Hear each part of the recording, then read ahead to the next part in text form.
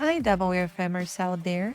I'm your host, Irina, and this is WFM Unfiltered, a podcast by WFM, the place where we share the truth about workforce management. So get comfortable and listen closely. Hi, everyone. Happy Tuesday. Thank you for joining us today. We're going to Alabama, a place that I've never been, dying to go. And I'm hoping that I'm going to get a good host if I ever make my way there.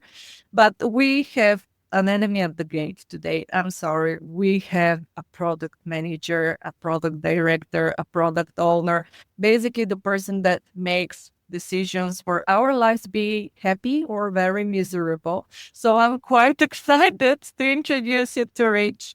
And Rich, I'm going to hand over to you to ask you to get a little bit more info on your background. But before that, how are you doing? Are you ready for this conversation? Yeah, we're good. Let's see. Okay, let's see. So shoot. Okay, well, I'm not as much of the enemy at the gates as you might think. I actually started working in call centers, so I was an agent on the phones.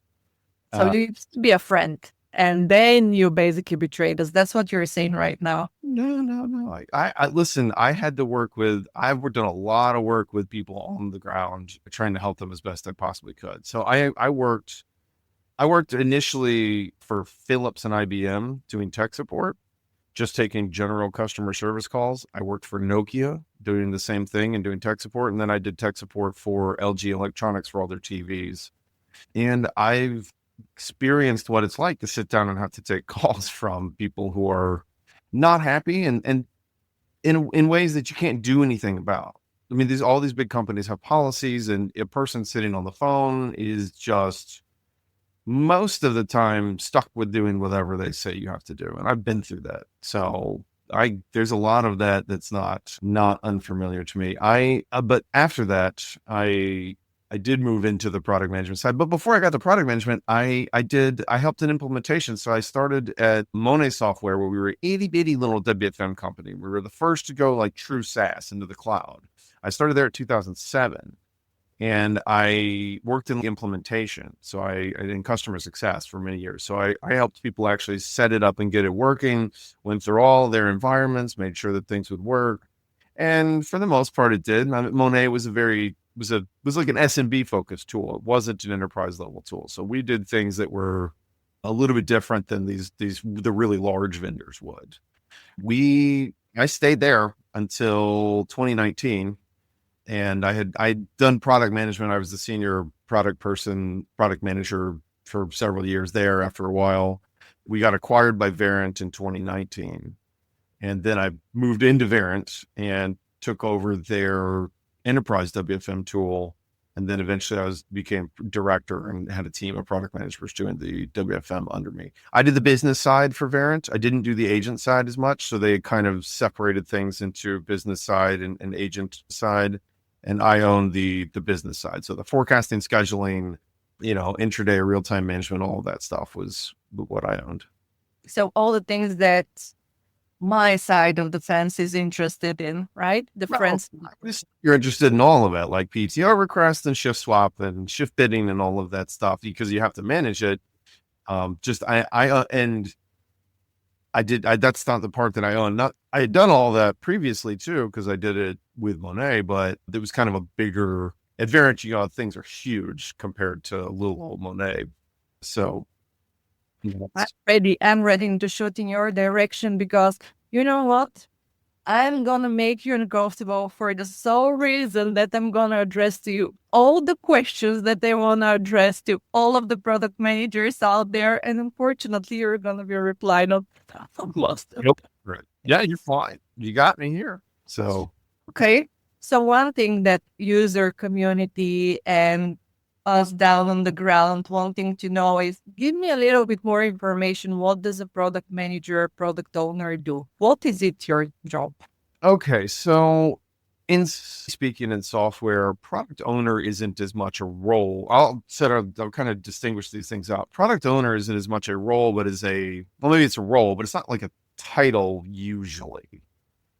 Owner is like a role that, or a task that you do with a dev team. So when you say that I'm going to own this portion of the product, that product owner is usually the person that is sitting down and writing out Jira stories, and saying, hey, the product's got to do this. And here's all the acceptance criteria. If they click here, then it does this. If they click here, it does that. That a product owner is a lot more tactical. They're sitting there working with the dev teams. They're going to stand-ups. And if you're familiar with Agile, you're going to do Scrum. You're going to do stand-ups. You're going to be doing your back and forths. You're going to be doing your retros. That's what your product owner is doing. Now, your product owner can also be product manager. Product manager is a little more strategic. So a product manager will be doing things generally like trying to rank the features in terms of priority about what we're going to do. We'll be doing user feedback and research and all of this stuff. And we'll be planning and grooming the roadmap for what needs to be done in the future. I say that, but you need to understand that as much as people will say, oh, you're the owner, you're the product manager, a lot of this stuff is decided way up the chain. We don't get a lot of input, and we're just taking it and doing it. We're basically just taking the marching orders and doing them. We do have input on things when we can push back and we can do it, but a lot of that is decided at a higher level by company strategy. So when you look at what's happening now, a lot of these companies are like, it's all AI, it's all AI. What'll happen is you'll get somebody at the top that says, look, I don't really care about all these little features that your users are asking for. What we want is a new AI feature that we can get out of market. And then we're on the hook for figuring out what is the new AI feature that we're going to do that we can actually put on the roadmap and put out to get in front of all of these different conferences and things like Gartner and all of the people like to buy themselves to say we were the most excellent AI company in the world and all those. So that's kind of what happens. You do need to understand that it's not just us going, oh, I like this feature, or I like that feature, we should do that. There's a lot that comes from above us. And it is a committee decision too. We have to work with go-to-market, and we work with the sales teams, and we work with the marketing strategy and all the people that will have a say in what should actually get done. So I feel the urge to bite laughing for hard. I'm sorry. You know what? I've been a part of a product team, and luckily for me, I was mostly the person doing the decision. Okay, this is what we need to prioritize. This is what we need to develop first and do that ranking that you're mentioning. Very rarely I was, how do I put it? Somebody from higher up told me, no, we have something else as priority. And this was in cases when it came down to contracts being stopped, and then we had to prioritize doing something else while we still have something in place.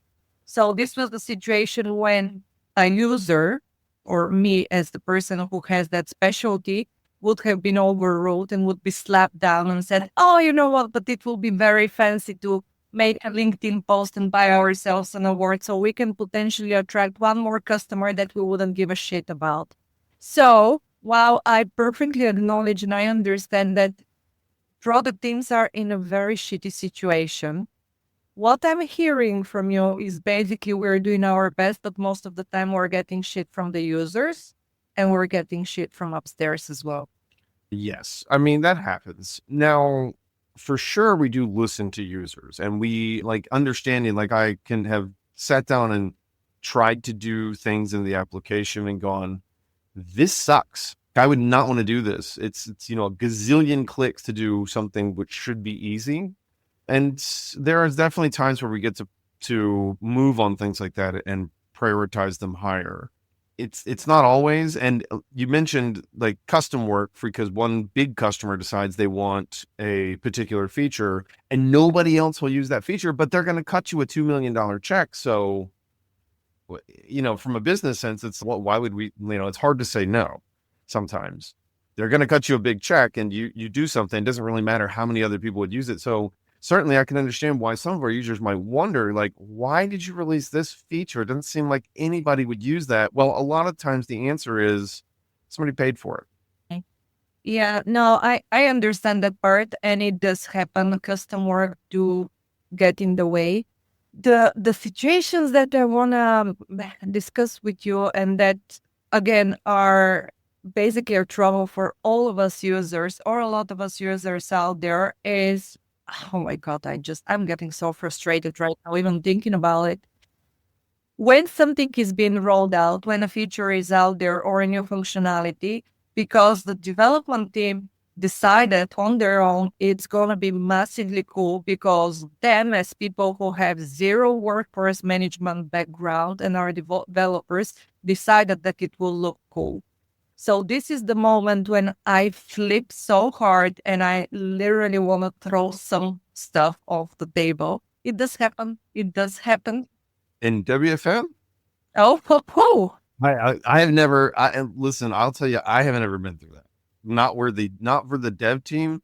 The engineering teams take direction from product across the board 100%. The engineering teams don't ever get to go to, not from my experience, not that may happen somewhere else, I don't know, but certainly from my experience, the engineering teams do not get to make those type of decisions. That it could be that the product managers or that party that's in charge have said, okay, this is what we're going to do. It's going to look very cool. I'm not saying that they themselves have decided, okay, tomorrow we're going to make that entirely different feature that we think it will look cool. Somebody must have given them the direction, right? Yeah, of course. So it's hard to speak to. I never personally got to go, oh, this will be a cool feature. We'll do this. Everything has a prioritization process where you look at what the potential revenue looks like. What are your customers like? You would need to build business cases for certain type of features to be done and say, look, we've got a list of potential customers that have asked for this. You got a list of sales that were lost directly because of this feature didn't have.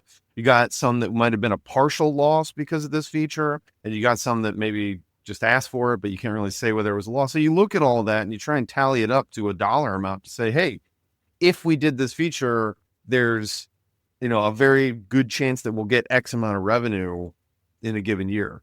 So I wasn't party to being able to have this situation where I could just unilaterally go, oh, this would be super cool. Maybe on some really small stuff, but on like roadmap level, like strategy features, those are driven by a lot more than just any product manager, one product manager sitting around. Even as a director, I had to sit down and we had to argue why we would want to do something or why we would need to do something. And we'd try to generally have to prove it out with other people, vice presidents and other directors and things like that. So I'm not saying it couldn't happen, but I didn't get to just ever make a decision where I was like, hey, we should just do this thing because.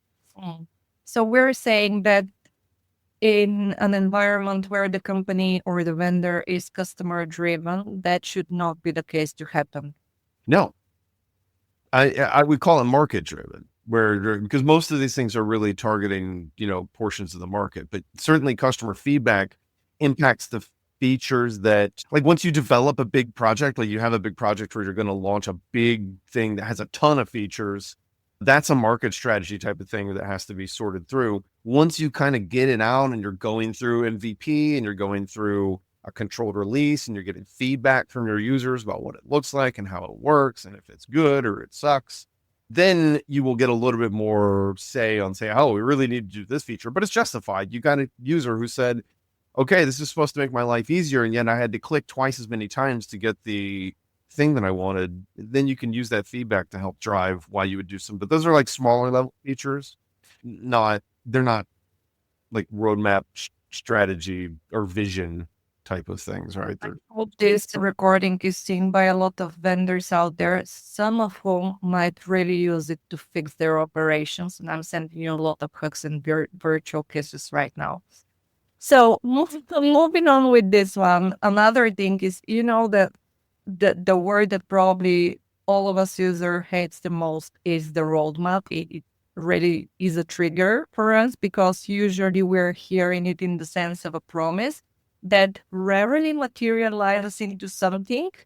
And I have personally seen so much time being lost of customers, vendors, interviewing them and asking them, what do you need? How do you need it? Why do you need it? And then every single customer is basically having the same repetitive story. Oh, I need this for this and this reason. And then it's been put on the roadmap. And then somebody much more clever than the people who are actually doing the job on a daily basis comes and say, No. And then we don't even communicate it to the customers anymore. Yeah. So roadmaps change. And when you hear roadmap, you need to, it's bad practice. I don't know how to say this very easily, but it's bad practice for any software company, WFM or not, to put things on a roadmap and put dates on them and make promises that are far out. I don't know if you've seen these, but you'll look and they'll say, hey, next 3 quarters from now, we're going to have X feature, right? And you're like, cool. Now I got to wait I got to wait 3 quarters only to find out that at some point they deprioritized it or it was a lot bigger and it's going to take 3 more quarters. It's really just not good practice to give, to promise those things at that level. They should generally, any software company should be saying it's a target, but we really can't commit to it. Unfortunately, that the way that a lot of these customers work is they go, if you don't commit to it, we're leaving. Yeah. Mm-hmm. And so they end up being kind of forced into a corner to say to commit to it. There's probably times where people know for a fact, even though they made the commitment, they just can't deliver on it. And they make it anyway. Yeah, but it does happen. Let's be honest about it. That's usually the card that vendors are playing, and it's very frustrating. And I do understand. I have worked in a product team. I have led a product team. I know that stuff happens. You're dependent on other products, on other projects, on people leaving, people coming, budget being like. There's so many stuff going on. So of course we do have the patience and the realization that you can have that commitment and things will change. It does change for us on a daily basis, like what our tasks are. But usually when you say, oh yeah, that's a great idea, we're going to put it in the roadmap, and you never hear for this again, for me, it's so disrespectful towards the customer. Like, it's okay for you to getting the money out of them. It's okay for you to waste their time asking for input, but it's not okay to be decent enough to provide them with the feedback. I mean, well, from a customer point of view, I would just say get it in writing. And if you want it to be done, get a commitment out of them, because when we say, oh yeah, that's a great idea, we'll throw it in the roadmap, or we'll use, honestly, I never said, hey, that's a great idea, we'll throw it in the roadmap. It was more like, hey, that's a great idea, and we'll put it under consideration, because I couldn't necessarily change the roadmap like that, right? So try to be setting expectations. I feel like is very important. You want to set the right expectation to people that, look, I don't necessarily have this level of control. I can't just go, hey, I'm going to steer the entire ship all over here. But I can tell you that that we'll review it as part of something that we'll review in prioritization. And if a lot of people ask for it, it is true that it gets a lot more visibility. The more people that ask for a feature, the more likely it is it gets done. It tells the company, that's something people actually need. Because you get the ranking is also done somehow on an internal basis, and it's driven based on marketing position, or whoever decided that this feature needs to be released for acquiring another market or whatever, or bigger percentage of customers. But this also can be a feature that will win you those new customers, because it will save X amount of hours, and it can be something very stupid, something that will take you not much time to develop or configure in the system, but it's going to be deprioritized, because usually, and I dare to say it, existing customers are seen as less valuable than future prospects. Well, that's just the nature of it. This is the unfortunate reality of corporate business, is that as much as they're important, they're always chasing new revenue. New revenue is always going to be the more important bit to look. That's how you get your stock price. There's no way around. And listen, it's not like I had to sit there through it a whole bunch, but look, you're always looking for new revenue. It's certainly important to go, hey, we can't lose existing revenue, but I can tell you that's the way things work when you're looking at whether or not we're going to do a feature that we certain that's going to win us new revenue versus a feature that we got customers asking for. Let me tell you that they're not taken lightly. When we look at some of those features, we go, and when a big customer goes, hey, I really, really, really want a feature, we'll look and go, okay, well, you just renewed 3 months ago. Your next renewal is 3 years from now. I can put you on ice until 6 months until your next renewal and then do the feature. For now, I can chase all this new revenue. I know that's terrible to hear, but it's the reality of the business that's what they're going to do. We're going to go, oh, well, your renewal's not I don't have to worry about this for 18, 24 months. And then I can do that feature in 3 or 4 months and get it out to you before you renew so that we can say, look, we did your feature. And then we're wondering why it takes twice as long currently for new prospects to commit to a certain tool and a vendor, because when they hear the reality of it, I would never sign anything in I'm going to use pen and paper. That's how scary it is when you're basically saying, we only will care about you to the moment when we see your signature and we start getting your money.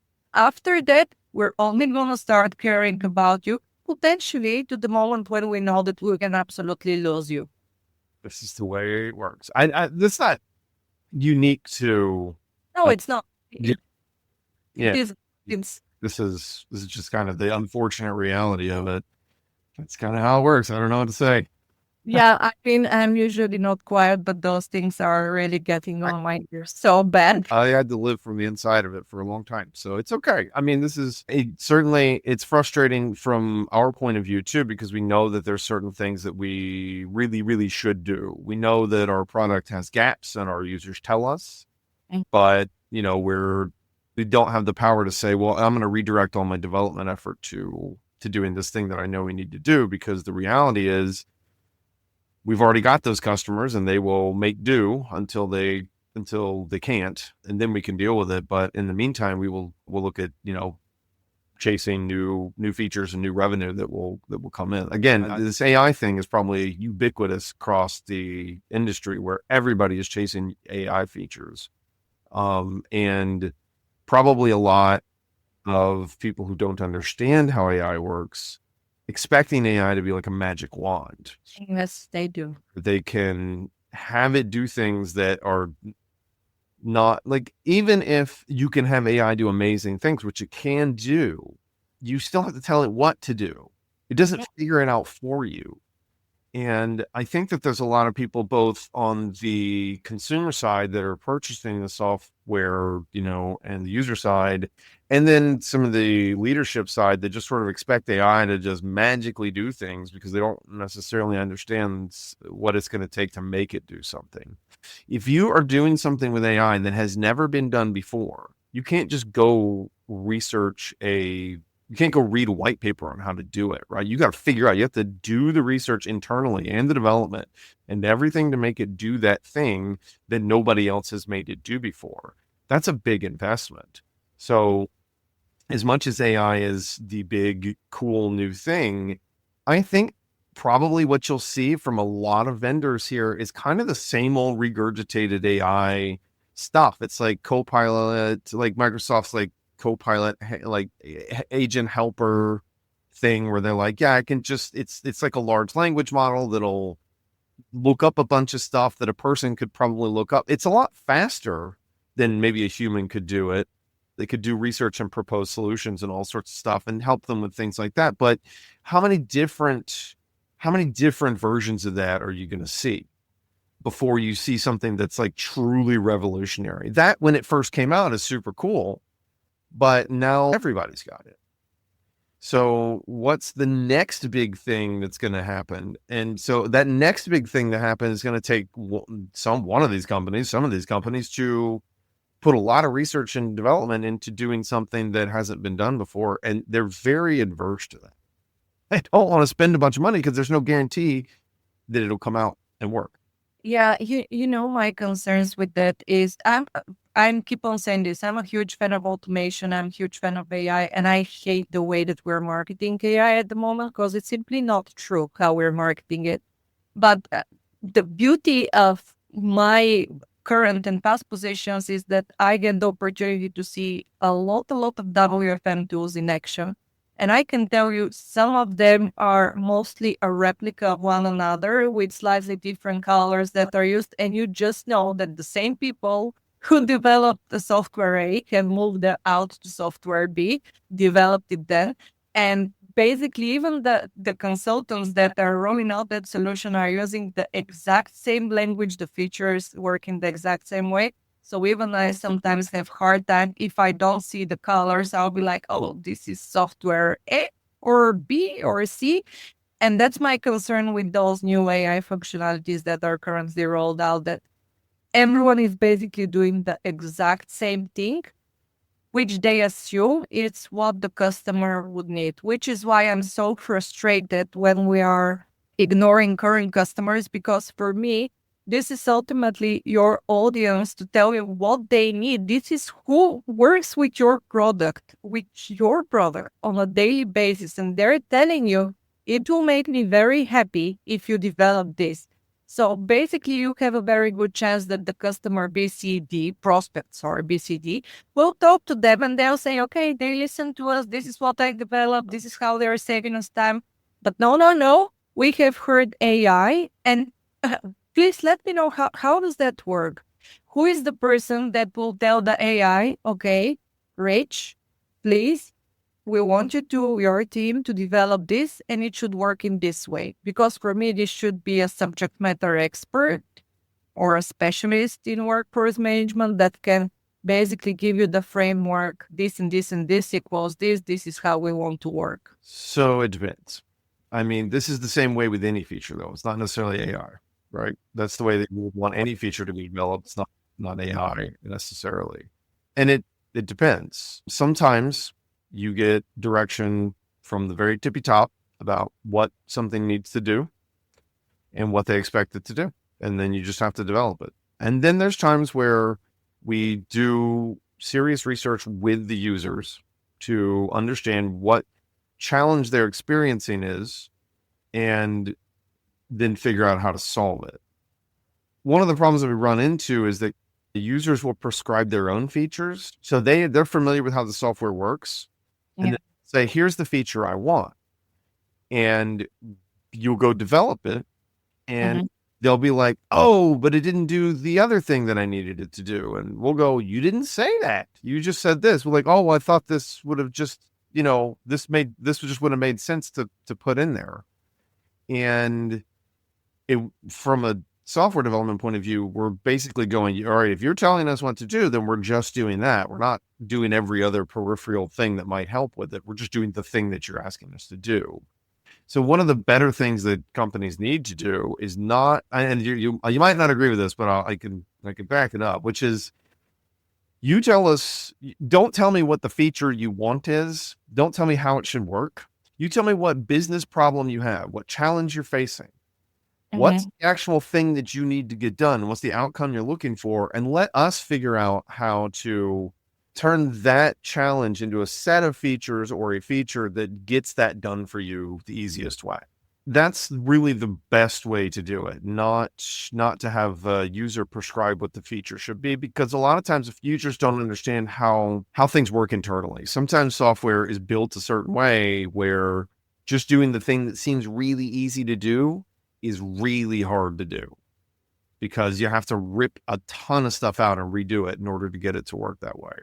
So it's better to start with the business challenge you're having and the outcome you're looking for, and work our way backwards to say, this is where we're trying to get. Let us figure out features and stuff that'll actually get you there.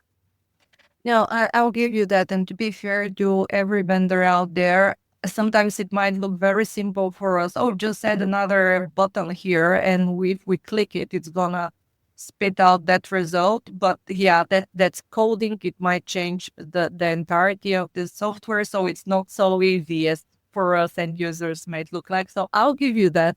But the thing is that let's use something specific. For example, forecasts. Currently forecasting WFM tools. This is a topic that I'm ranting quite a lot about. Yep. At the moment, what we have in most softwares is we're loading up or connecting to a telephony system. We're loading up the volumes, the AHT, and it spits out some workload. And on the back of that workload, we calculate what is the staffing requirements that we need, right? And we might manually adjust those volumes. We might adjust that AHT based on our knowledge. And this is basically the extent to which we have a forecast. And of course, we might add some custom events, we might add some impact here and there. But then the problem that we're facing from our daily basis is, okay, but marketing team comes and says that they would need to load 2,000 orders that would reflect in this and that.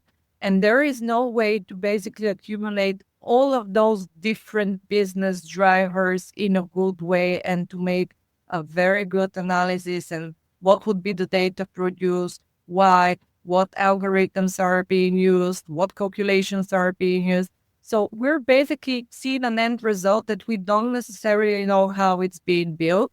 We know that we disagree with it because we see the deviations then during the end. But that's it. That's how forecasting currently works, with some exceptions. I'll say that, with some exceptions of vendors. A lot of the vendors that I'm aware of, the standard forecasting for short term is basically weighted averages, right? So that you take a 5-week weighted average and you say, here's what it is, or whatever. You can usually custom select whatever sets of historical data you want to do, but it's basically just a weighted average. So for call centers that have, or contact centers that have a relatively stable environment, averaging can be really accurate. I mean, really accurate. Like, well, I've done a lot of research into this, and you see some of these folks who are sitting at like a 99+% average, like they're within 1% of their forecasts all the time, because it's stable. For things that are not stable, and something you mentioned specifically, like with your marketing, where you've got an external piece of information that's going to influence what's going to happen in the contact center. There are solutions for that. I have to actually watch what I say at this point, and you can keep this in. There are solutions that are going to be out to help with these type of things. They're going to become more commonplace. Because it's not an impossible solution to do. It's going to be up to the vendors to really want to solve these type of problems. So the more noise you make about it, the more it's going to be something that they are going to compete to solve. There are solutions for exactly the type of thing you talked about. Like a multivariate forecasting tool can take into account what has happened historically, and it can know, you can feed it in data, and you can say, historically, here's what happens every time. Here's all our history. I have a year and a half of history. I have a year and a half of these different marketing campaigns that have dropped 2,000, 1,000, 8,000, whatever things that go out. And we know that next week there's going to be one that drops 4,000. So these new tools, like this is where AI can be very useful, that can actually look at all that history and do a analysis of what's happening and provide a forecast that would take that into account. That's not unique to anybody in particular. That is just a thing that can be done with a multivariate forecasting tool. It doesn't necessarily have to be contact centers or whatever. That's a good example of where you know what data is actually going to be useful to do that with. You may not always know what that data is that may help in that same way. You just don't know. It's like you got a bunch of, basically you're sitting in a contact center, you're sitting on like a gold mine's worth of data that could potentially help you. But you actually know which data is actually going to help. So there are ways to deal with that. Like I said, I can't speak too much to what's going on with that, but I think you're going to see that a lot of these things become more commonplace. The thing that I will tell you about trying to figure out how you're going to reverse engineer those results, not. So a lot of these algorithms, a lot of these AI tools, especially some of these neural net forecasting algorithms, NBeats and Neural Profit and things like that, you're not going to be able to reverse engineer how they came up with their numbers.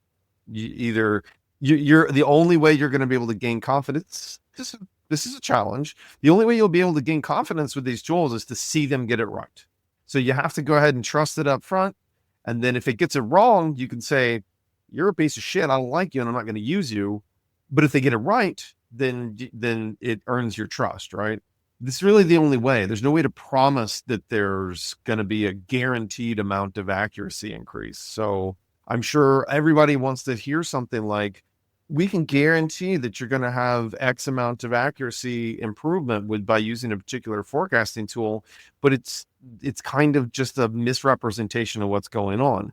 You can probably use some of the AI tools that will come out in the next few years for forecasting to really help you address the volatility in a non-stable environment where you do have all these different things happening and everything's changing. You've got async work where you got cases that turn into phone calls, that turn into chats.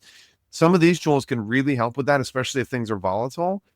But it may be that, and you never can unblack box them. It's just it's either gonna work or it doesn't, and you'll just have to, people are just gonna have to figure out whether or not it works for them by trying it out, and then giving feedback to the vendors that you're using their tool and say, well, it didn't work. Here, point. Let me show you where it was bad and potentially why.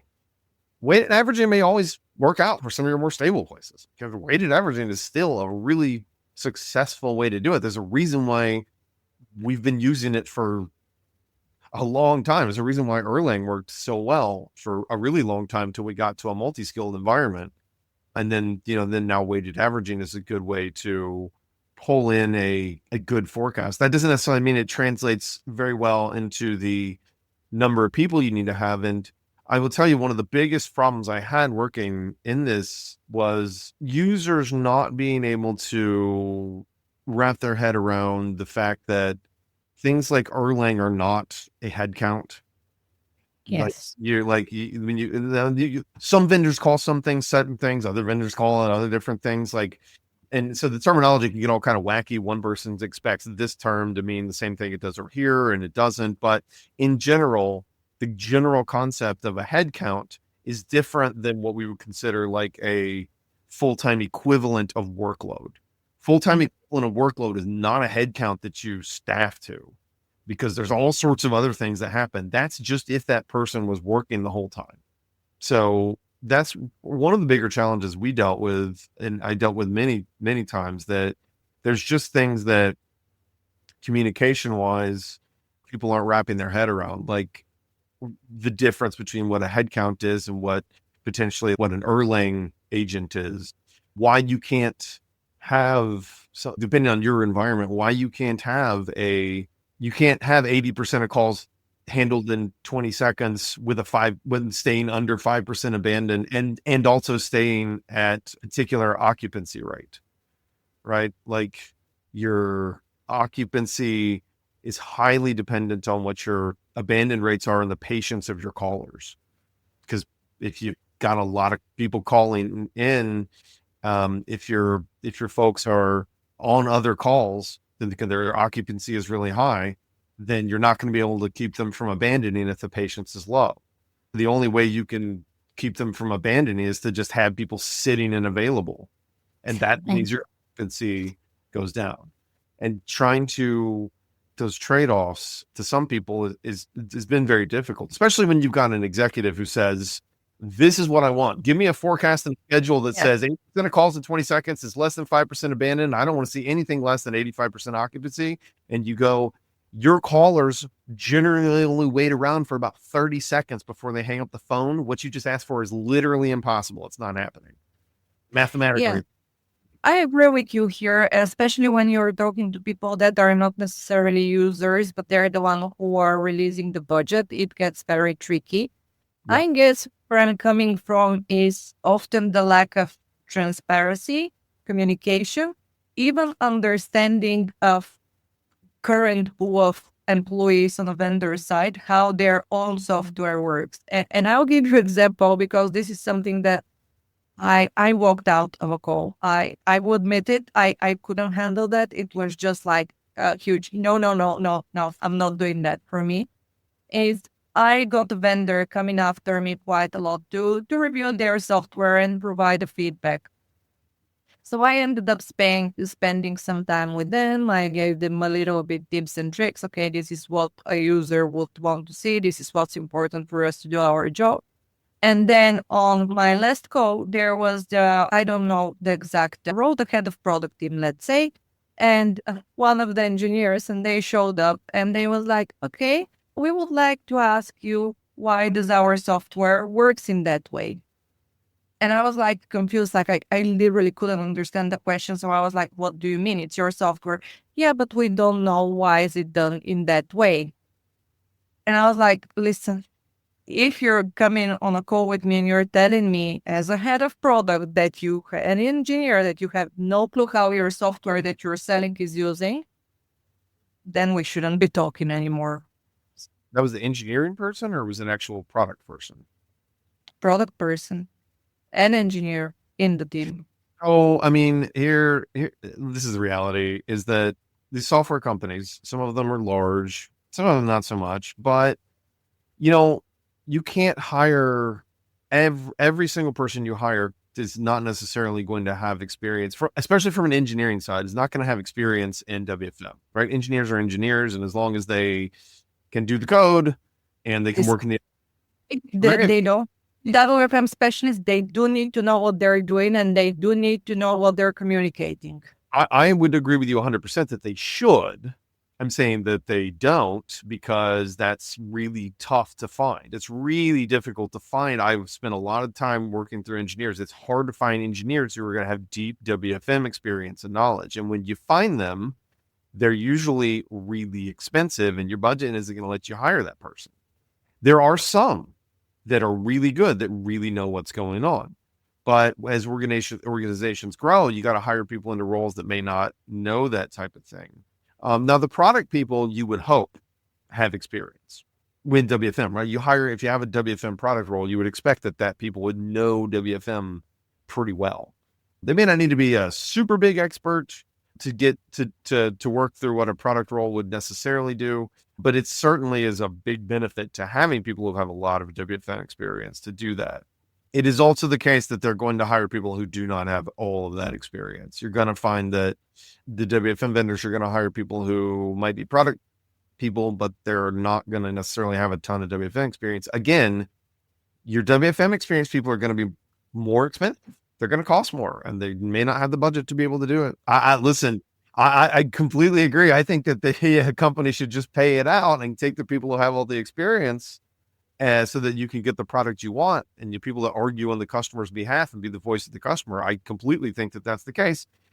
But, there's a lot of decisions in corporate world that get made that are numbers on a spreadsheet, and they're not, well, We're mixed.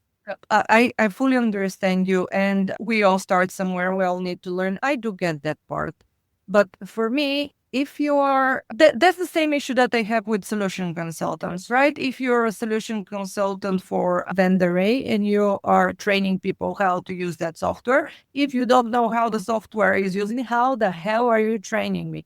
And it does happen. So I always say, I want you to have workforce management experience because then you can understand my challenge, my question, and then you can translate your product knowledge and how your software works into that challenge.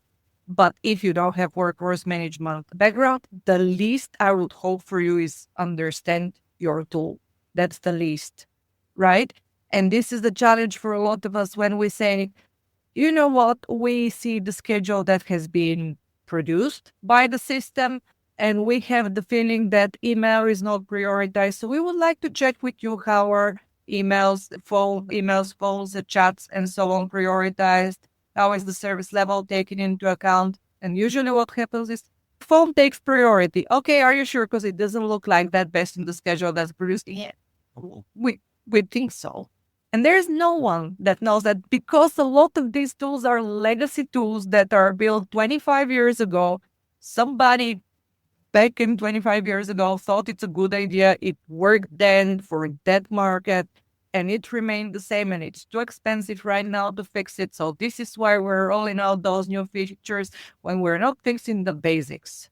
I cannot speak to all of how the vendors work, but I can tell you that I've worked with many people with people who do know those things. They can tell you exactly how they get prioritized. They can tell you all the math that happens behind them, what the algorithm is doing, every bit of it. The people who write the algorithms and maintain them, they do know. And I've been on the phone and many times with folks explaining that to users, and had users go, "Oh, okay, things click." Like when you get somebody who can really explain it in depth and well, and go through the math and go through how the algorithm will make decisions and all of that stuff. And that's very, very helpful. It's usually like one person at a company though. So all your solution consultants, all of your general people doing training and support and all of that, none of them will know those answers. They might have some tangential information that might help, but they are not going to have that level of knowledge so deep inside what the application's doing. Like I said, you'll get one, maybe two people. Maybe you'll have a senior software engineer who is writing the algorithms who could explain things to you. You have potentially a really senior product person who has just been in, lived that for a really long time and can explain how all those things work. And then you've got maybe a couple other people who can speak to it pretty well, but it's not going to be the general population of any of these companies because it is way too complicated. There's so many things going into how those things work. You're just not, they're not going to be those people there. There's only going to be a number of people you can count on your hand if you're lucky. Again, I'll give you that.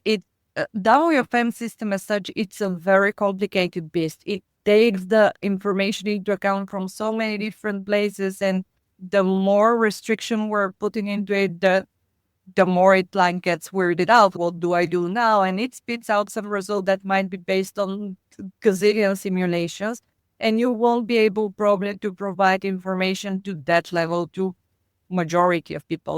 Let's face it, it's too complicated. But at least some more in-depth information, I think, us WFMers are kind of intelligent people, I would say, that could hurt to understand that information. For me, it's like, what do you do if that one person in that company leaves? Who knows how that system works? Like, no one. What do the company do then? I couldn't tell you. I mean, I assume that that's probably a case with a lot of companies where you have one person who's really, really familiar with stuff and they're kind of a linchpin where if they're pulled, the amount of experience and knowledge on the tool is gone with them and you can't get it back. I don't know. It's a concern that probably a lot of vendors should have. I don't know how they mitigate it. I don't know. I can't say that I can speak to how they mitigate those type of problems. That you demand them. I know that you should demand to speak with the people who know. So I know that the thing is that for sure, when you're engaging with one of the vendors, just demand to speak with the people who really know. Because the louder, obviously, the way that all of this works when you're a customer is the squeakier the wheel, the more attention you get.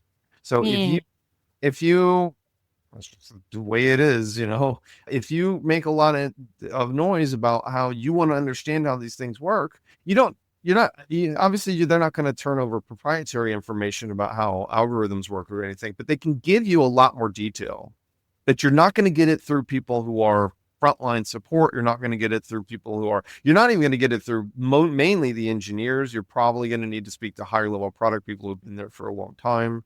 Something like that. Maybe engineers, depending if they're the right folks, but sometimes you need to, a lot of these companies, and it makes sense. You don't always put engineering folks on the phone with customers because engineering people will tell you things that will say things that you don't necessarily want them to say.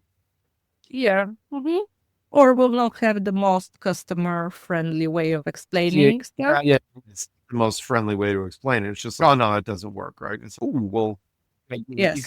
You have to watch what you say. I mean, you are a vendor, you're trying to keep people as a customer. So you definitely are going to watch how you frame every answer, but that's natural. I wouldn't expect that even when you're a contact center and if you're a BPO and you've got a customer, you still have to watch how you frame every conversation about how you do things because you're not going to tell them that doesn't work or that you don't care or whatever. Okay, we're way past our usual 30-minute recording, but I do have a final question for you. Yes, because now I'm enjoying this conversation so much that I'm actually having thoughts of doing a second part here with you because there's just so much that we can talk about.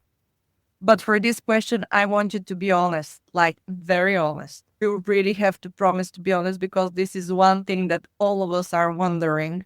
You know how the majority of vendors do have that kind of idea portal where if you are an existing customer, you submit your wish, your idea, and then it ends up with the product, whatever it is, placed. And then you get to decide, okay, can we do it? Shall we do it? When do we do it? And so on. right? That's usually how we're trained from user perspective. Just submit it and it's gonna land with the product. Does it land in your bin? So I can only speak from what I did, right? I can't, again, I don't know what other companies do. I had a team meeting where me and the product managers that reported to me took an hour every single week and we looked over every single new idea that came in. We reviewed them and we tried to understand whether or not it was feasible for us to do. Because listen, trust me, you get ideas that are like, and it's not happening. You're crazy. You also get stuff that's really good. And we do look at those things and we would review them and see the feasibility, see if we felt like we could put it in a backlog. Sometimes they're really big and it's like we'd have to do an entire strategy effort to say, we're going to do this thing where, some of the ideas span this crazy level of a gamut of all the way from, hey, just automatically fill out the number. When I type 8, just fill out 8:00 in a field because it's a pain in the butt for me to have to type 8:00 to get to 8 o'clock, which that's a 1-day piece of effort for development. And versus, hey, look, can't you just have AI review all the schedules over the past 8 years and then tell me what the best schedule would be? All right. Oh yeah, sure. We'll just turn that one right out. Right.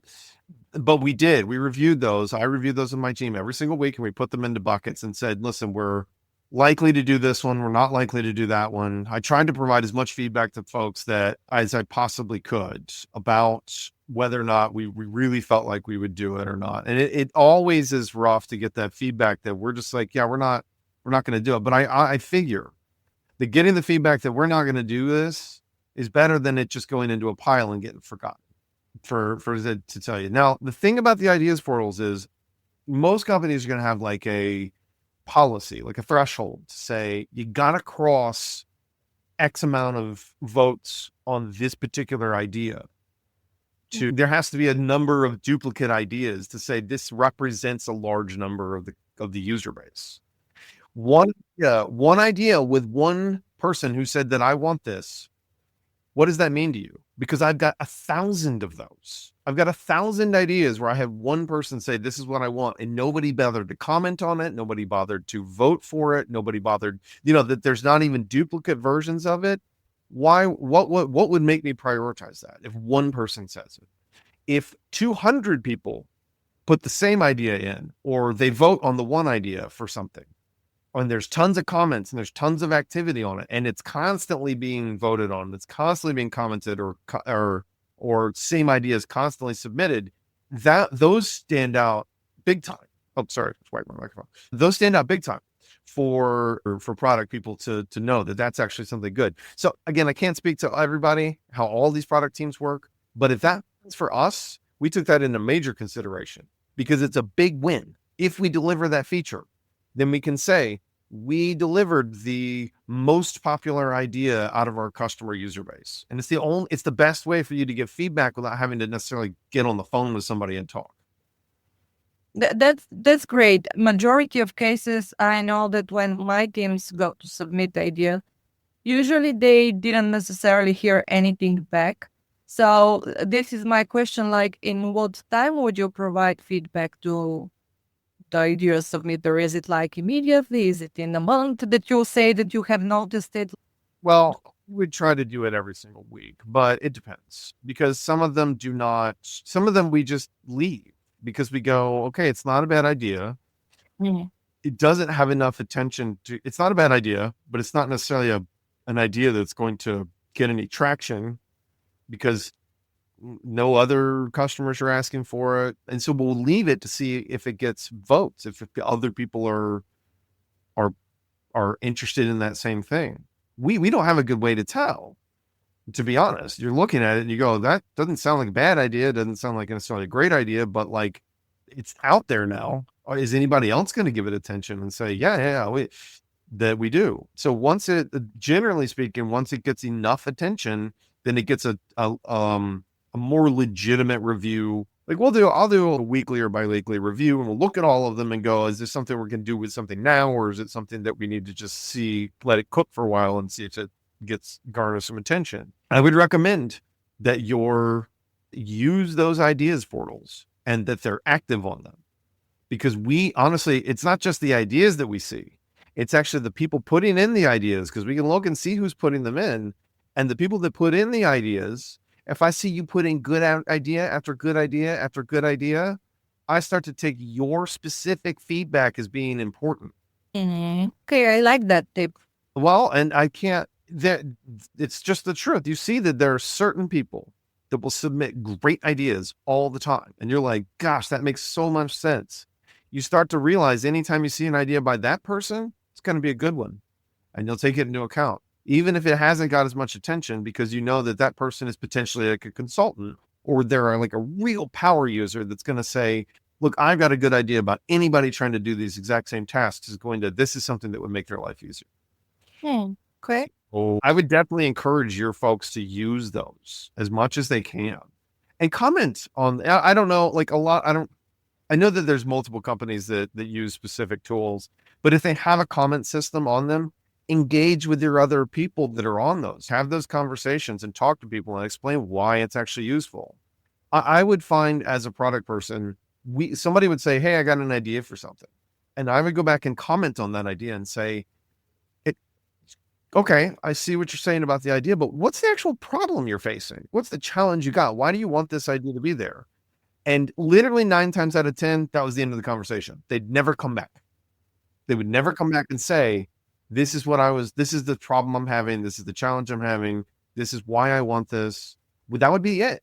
Literally 9 times out of 10, at least. There's barely any, they would throw the idea and go, okay, I put my idea in, I'm done. And a lot of people would come back and be like, look, I am actually interested in hearing about this idea more. And we would assume that the forum would be used, and it wouldn't. It would just go, then it would go to die, because we'd say, well, we try to reach out and ask you what more, or, ask you questions about it. And that would be it. Now, this is a very fair point, because sometimes it's just to basically showcase yourself as someone who is being proactive. But then equally so, if you guys from vendor perspective are showing interest and there is no follow-up, then I do understand that the priority on this will kind of disappear. So that's okay. Final thing, I promise, it's just that we have so many angles, so much to talk about. Good. One thing that I would say, I recently worked with a vendor, and this is kind of repetitive type of a situation that I'm encountering. And it was a specific retailer, and it was a great tool, a really great tool, but it was a great tool designed for the US. It's a vendor, a US-based vendor. And one thing that I keep on saying to absolutely every single vendor or every single project that I'm on, we do have completely different requirements, even from a legal perspective. So you guys are very business driven in the US. In Europe, we have very employee driven legislation. So sometimes what you develop and it's great cannot be applied here without certain restrictions. And if you are a vendor who would like to take a bigger percentage of the market, there should be much more focused on how things actually need to work here. But I understand that if you're comparing size-wise, you have ideas from the US versus some ideas here, but that 1 or 2 ideas here will make for the whole market share, because we can't bend those rules. We simply can't by law. So that's one thing that it's a bit of focus for me. Luckily, the vendor that I was working with was spot on. They literally took every single thing on board and make sure the tool is compliant. But that's the thing that I'm seeing, that sometimes we try to bend the tool to use it in a way that it's not initially designed for, because we're missing those kind of requirements. Sure. And you said it yourself. I mean, generally speaking, it's going to be if you've got to do, let's say you had to develop some sort of scheduling feature to adhere to labor laws. Scheduling features are big features, by the way. I don't know how familiar, like any scheduling feature is a huge feature. You got to add anything to the scheduling algorithm, it is always going to be a ton of work, and it's going to be a ton of QA, because you can so easily break things that will cause other problems. So it's a bunch of work. So you'll do, an ROI assessment and say, look, we're going to invest a bunch of money in developing this new scheduling feature to help with labor laws in a particular region. well, what's the impact? What's the market look like? How much of that pie can we actually cut off if we do that feature? And if it looks like enough, the vendor will do it. That's generally what will happen. But if it doesn't, because there's, like you said, there's potentially another feature and another market that would get more money, then that's potentially the one that gets prioritized. I would definitely say that regional specific features are important that need to be done. Obviously, things like localization, if you don't have a certain language supported, then you can absolutely lose business in this particular area. But even sometimes simpler stuff like just date formats, like it didn't support a European date format. So all my agents had a hard time reading it. Or from the forecasting side, like when you talk about what an FTE actually is, well, I've seen a lot of these folks where, well, we consider an FTE a 40-hour work week.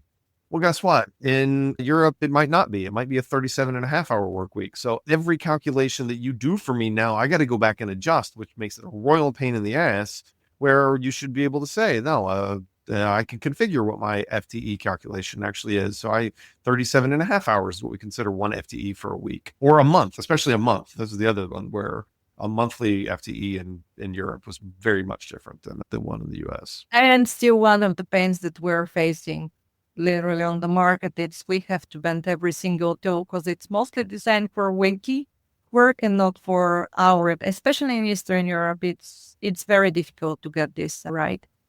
But thank you so much, Rich. I know that I've been giving you a lot of hard time. My intention was to address all of the frustrations, all of it that we're feeling, but equally so to give you the opportunity to humanize product teams and what's happening behind the scenes and how you're working and the pressure that you guys are facing, because this is something that we're not seeing. So for me, it's always a good idea to show, okay, you know what, it might look very easy on our side, but this is what is actually happening.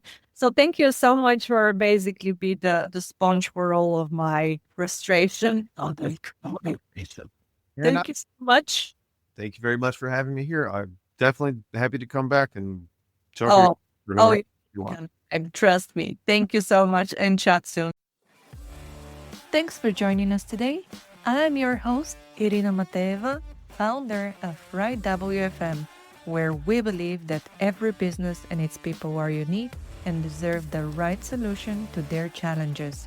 If you need support with workforce management, we're just a message away. Get in touch at irina@rightwfm.com or info@rightwfm.com. If you like the content and would like to support the show, please subscribe to WFM Unfiltered on your favorite podcast platform, leave a review, and follow me on LinkedIn. You can also show some love to our great sponsors. For more information about them, check out the episode notes. This is your place for real WFM, so to suggest guests or topics, get in touch at irina@rightwfm.com. See ya!